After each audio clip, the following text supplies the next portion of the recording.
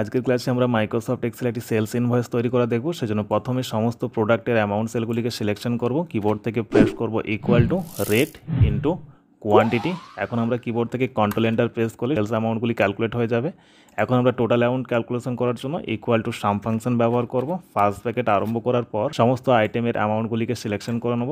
দেন bracket close করার পর enter বোতাম প্রেস করব। ডিসকাউন্ট ক্যালকুলেশন করার জন্য equal to total amount into আমরা ডিসকাউন্টের ঘরটিকে মেনশন করে নেবো। দেন এন্টার প্রেস করব। ট্যাক্সেবল অ্যামাউন্ট ক্যালকুলেশন করার জন্য ইকুয়াল টু আমরা টোটাল অ্যামাউন্ট থেকে মাইনাস করে নেবো আমাদের ডিসকাউন্ট অ্যামাউন্টটিকে। দেন এন্টার বোতাম প্রেস করব। এখন আমরা সিজিএসটি ক্যালকুলেশন করার জন্য equal to taxable amount into 9 divided by 100 রেখে এন্টার বোতাম প্রেস করব।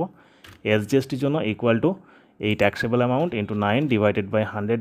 এখন আমরা সেলস অ্যামাউন্ট ক্যালকুলেশন করার জন্য equal to sum function use করব। ফার্স্ট ব্র্যাকেট আরম্ভ করার পর আমাদের ট্যাক্সেবল অ্যামাউন্ট সিজিএসটি অ্যান্ড জিএসটিকে সিলেক্ট করার পর ব্র্যাকেট ক্লোজ করে এন্টার বোতাম প্রেস করলে আমাদের সামনে সেলস অ্যামাউন্ট